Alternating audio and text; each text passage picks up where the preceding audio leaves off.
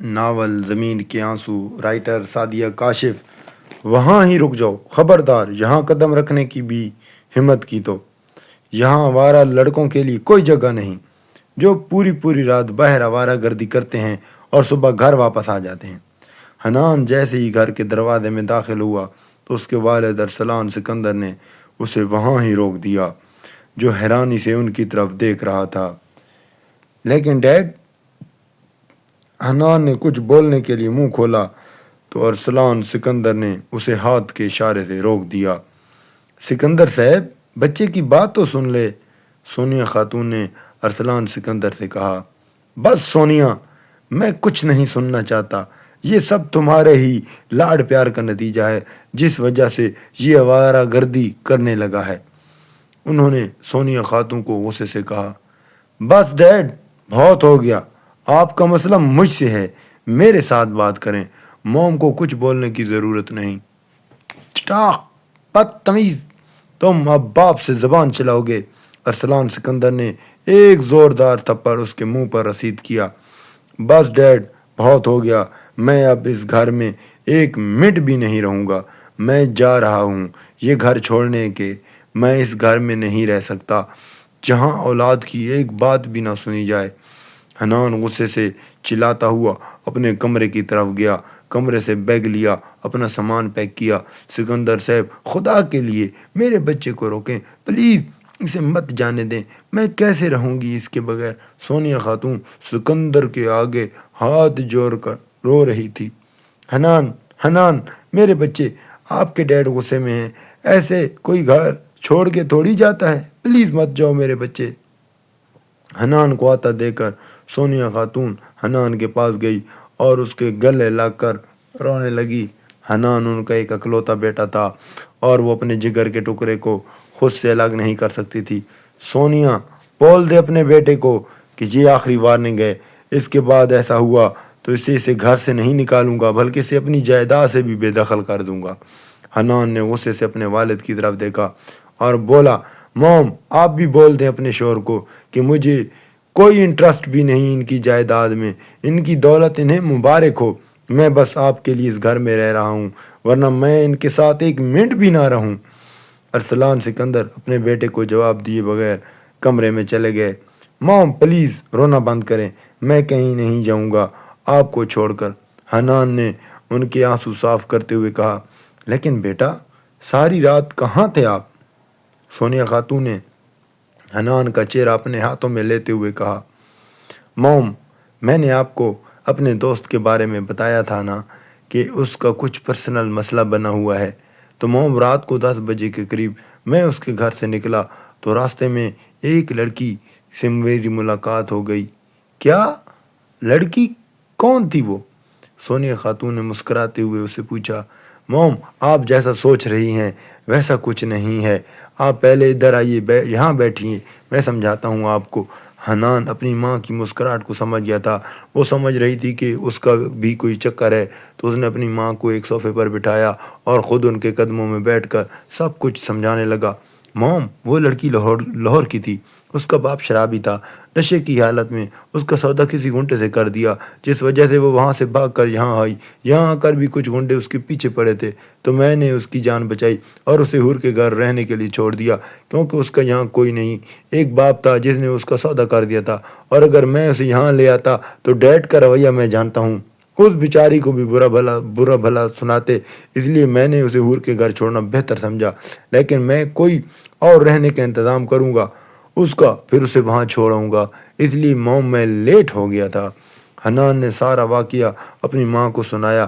بہت اچھا کیا بیٹا کہ تم نے اس بچی کی مدد کی، مجھے فخر ہے تم پر، انہوں نے حنان کا ماتھا چومتے ہوئے کہا۔ بیٹا، میں اس سے ملنا چاہتی ہوں، سونیا خاتون نے ہانیہ سے ملنے کا کہا۔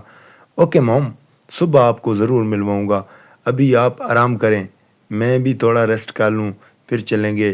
حنان نے انہیں آرام کرنے کا کہا اور خود اپنے کمرے میں چلا گیا۔ السلام علیکم حور میڈم، کیا حال ہے تمہارا؟ وعلیکم السلام ثنا میڈم، ٹھیک ہوں، اپنی سناؤ، بتاؤ نا کہاں غائب تھی اتنے دن، کوئی کال بھی نہیں کی تم نے، ثنا نے حور سے کہا۔ حور آج ایک ہفتے بعد کالج آئی تھی اور کلاس روم میں بیٹھی ہی تھی کہ اس کی فرینڈ ثنا اس کے پاس اس کا حال پوچھنے آئی تھی۔ بس یار میری ایک کزن آئی ہے تو اس کے ساتھ تھی اس لیے نہیں آئی۔ حور نے اس سے ہانیہ کے بارے میں بتایا۔ حور سب کو اپنی کزن شو کر رہی تھی کیونکہ وہ کسی کو اس کی حقیقت نہیں بتانا چاہتی تھی۔ اچھا جی، کون سی کزن؟ ثنا نے بےتابی سے پوچھا۔ خالہ زاد کزن ہے، حور نے مسکراتے ہوئے جواب دیا۔ تو یار ہمیں بھی ملواؤ نا، ہم بھی دیکھیں کہ کون سی کزن ہے، ثنا نے اس کے سامنے بینچ پر بیٹھتے ہوئے کہا۔ اوکے جی، ملواؤں گی۔ اور یار ایک بات پتہ چلی؟ ثنا نے اس کے قریب ہوتے ہوئے آہستگی سے کہا۔ کیا بات جی؟ حور نے لاؤڈ سپیکر سے کہا۔ اوئے اپنا لاؤڈ سپیکر کم کریں، ثنا نے اسے گھورتے ہوئے کہا۔ اچھا یار بتا نا، حور نے بےتابی سے پوچھا۔ یار ایمن کا پتہ چلا، اس نے بوائے فرینڈ بنا رکھا ہے۔ کیا وہ بہن جی؟ حور نے حیران ہوتے ہوئے کہا۔ ہاں ہاں وہی، ثنا نے سر ہلاتے ہوئے کہا۔ واہ یار یہ تو چھپی رستم نکلی، بہت تیز نکلی، یہ تو اس نے ہم سے بھی 2 ہاتھ آگے مار لیے، ہم تو ابھی بھی بغیر بوائے فرینڈ کے گھوم رہی ہیں۔ حور نے ناک سے مکھی اڑاتے ہوئے کہا۔ بس کر یار، تم بھی چھپی رستم ہو، تمہارا بھی تو بوائے فرینڈ ہے نا، کیا نام ہے اس کا، وہ تمہارا کزن جو ہے وہ؟ ہاں حنان، ثنا نے مسکراتے ہوئے حور کو تھپکی مارتے ہوئے کہا۔ اے تو پاگل ہے، حنان اور میرا بوائے فرینڈ؟ توبہ توبہ، حور نے اپنے کانوں کو ہاتھ لگاتے ہوئے کہا۔ وہ میرا کزن ہے بس، اس کے علاوہ اور کچھ نہیں، حور نے ثنا سے کہا جو اس کی طرف شرارت سے دیکھ رہی تھی۔ ایسا کیا گھور رہی ہو، میں سچ کہہ رہی ہوں، ہم جسٹ فرینڈ ہیں، اوکے؟ اور جو تمہارے دماغ میں فالتو باتوں کا کچرا بھرا ہے نا، اسے خالی کر دو، حور نے ثنا کے سر پر تھپڑ مارتے ہوئے کہا۔ میری بات سنو میڈم، تم نے سنا ہوگا کہ ایک لڑکا اور لڑکی کبھی فرینڈ نہیں بن سکتے، ثنا نے اپنی ہنسی کو روکتے ہوئے کہا۔ اسے حور کو چھیڑنے میں بہت مزہ آ رہا تھا، حور کا سرخ پڑتا چہرہ دیکھ کر اسے بہت مزہ آ رہا تھا۔ دیکھو ثنا، اب تم نے منہ سے کچھ بھی نکالا تو میں تیرا منہ توڑ دوں گی، تم بہت ہندی فلمیں دیکھنے لگی ہو جو ہر وقت تمہارے دماغ میں چلتی رہتی ہیں، حور نے اپنے ہاتھ کا مکہ بناتے ہوئے کہا، جسے دیکھ کر ثنا کا کہکا بلند ہوا۔ ہا ہا ہا ہا ہا، اپنی شکل دیکھو یار، اتنا غصہ کیوں کر رہی ہو؟ اچھا چلو یہ مانتی ہو کہ حنان تمہارا بوائے فرینڈ نہیں، لیکن کوئی تو بنے گا نا، کبھی کسی سے پیار تو ہوگا نا، ثنا نے دھیرے سے کہا۔ نیور، میں کبھی کسی سے پیار نہیں کروں گی، اور حنان سے تو کبھی بھی نہیں، وہ بس فرینڈ شپ کے لیے ہی ٹھیک ہے، شادی یا پیار وائر کے لیے نہیں، حور نے ثنا کی طرف دیکھتے ہوئے کہا۔ ارے ارے یہ کیا بات ہوئی، بیچارے حنان کا دل نہیں ہے کیا، اس نے شادی نہیں کرنی، اور تم اتنا چڑتی کیوں ہو اس سے؟ اور پیار بتا کر نہیں ہوتا، بس ہو جاتا ہے، ثنا نے حور کے اس انداز پر اس کی طرف پھٹی پھٹی نظروں سے دیکھتے ہوئے کہا۔ یار دل تو ہے لیکن غصہ بھی بہت ہے، بات بات پر غصہ کرتا ہے، اور مجھے اس کے غصے سے ڈر لگتا ہے، اور ڈر کے ساتھ زندگی گزارنا بہت مشکل ہوتا ہے، حور نے آہستگی سے کہا۔ اوہ اچھا تو یہ بات ہے، اچھا تو یہ بتاؤ کیسا لڑکا چاہیے تمہیں، ثنا نے حور کی پسند کے بارے میں پوچھا۔ یار لڑکا ایسا ہونا چاہیے کہ جب وہ چلے تو اس کی چال پر ساری دنیا دیوانی ہو، لڑکا ہینڈسم ڈیشنگ تو بالکل بھی نہیں ہونا چاہیے، بس نارمل شکل و صورت ہونی چاہیے، اس کے چہرے پر مسکراہٹ، آنکھوں میں مستی اور دل میں پیار نظر آنا چاہیے، بس وہ جب ہنسے تو ایسا لگے کہ ساری دنیا کی خوشی ایک طرف اور اس کی مسکراہٹ ایک طرف، اس کی آنکھوں میں دیکھوں تو ایسا لگے کہ اس کی آنکھوں میں بس میں ہی ہوں اور میرے علاوہ اور کوئی نہیں، حور نے مسکراتے ہوئے سب بتا دیا۔ واہ واہ واہ واہ یار، ایسا لڑکا ملے گا کب؟